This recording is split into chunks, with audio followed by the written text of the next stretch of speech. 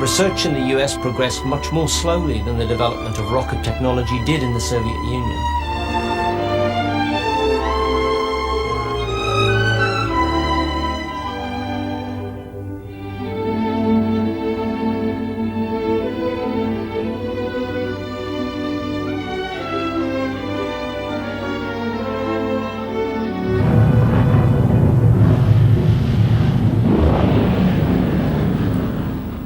Heading up the Soviet rocket program was a man in many ways very similar to von Braun, being a stickler for organisation and a man of great vision.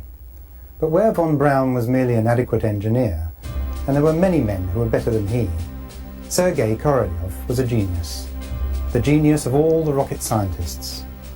Korolev was responsible for the design of the rocket that launched the Sputnik, the world's first orbiting satellite.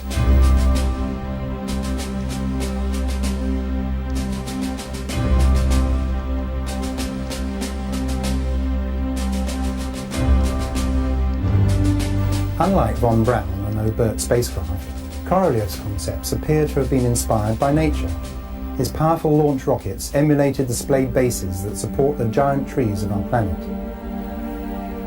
Despite being divided into several research and development departments, each with their own head of operations, it would be Sergei Korolev who would hold the entire Soviet space program together until his untimely and unexpected death on the operating table in 1966.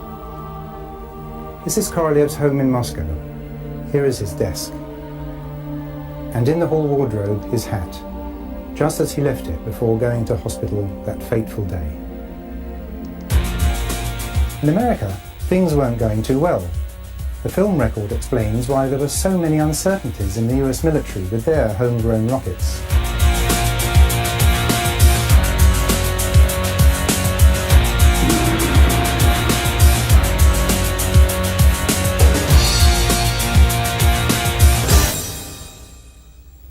Back in the USSR, shortly after Sputnik 1, Korolev was launching Laika, the dog, into space. However, the Soviets were learning to be economical with the truth concerning their activities in space. It was publicly announced that Laika died painlessly when her oxygen supply ran out. It was many years later before it was revealed that in fact Laika had died a painful death because the nose cone of the spacecraft ripped away as it reached Earth orbit, exposing the unprotected portion of Laika's cabin to the searing heat of the sun. But the further truth was that the nose cone had been designed to do exactly that. So, in the interest of learning how long a bioorganism could withstand such conditions, Laika had been knowingly destined for a painful death from the very start of the experiment, and the public were not to know what really happened until a comfortable time period had elapsed. The go-ahead for manned flight had been given to Korolev at the end of 1960, and so he prepared his cosmonauts for the first manned orbit of Earth. At the climax of these preparations, the world was to see the images of a smiling young Yuri Gagarin boarding the bus that took him to the launch site, accompanied by his backup cosmonaut and staff from the Baikonur Cosmodrome. History in the making, for we were under the impression that these were news images from the Soviet Union, and we didn't question the fact. Why should we?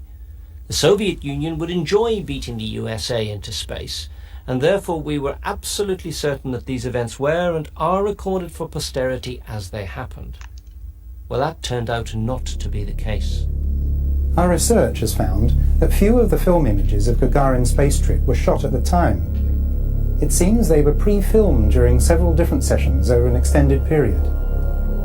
These images were then subsequently assembled and then edited to produce a final result, certainly not true news gathering. That would explain, for example, the continuity errors in the bus sequence. Gagarin is embraced by key individuals, including Korolev himself. But new information reveals that most of this footage was not shot on the day of the launch.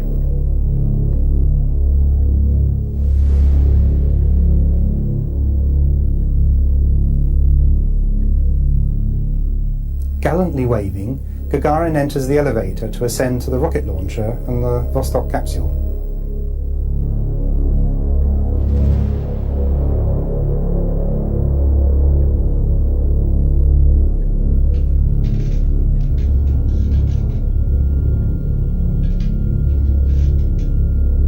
We then see Gagarin getting into the small capsule and sitting inside the sphere that was to be his home for this highly significant moment in history. The lighting, though, gives away the fact that this was all staged. Here we can see the cosmonaut sitting in his seat, but there are two shadows, one on each side of his head, indicating that lighting was used from two light sources placed either side of the camera. The top view shows that there was no lighting inside the capsule itself, nor was there any room inside the small space for the camera and lighting rigs required. So how can there possibly be a view of Gagarin taken from the front rather than just from behind his head? We must emphasize that there was no space for another person, camera or lights inside this miniature capsule. This shot alone demonstrates that he was filmed from a cutaway setup, on another occasion, in another place, in a studio environment. Details that have now come to light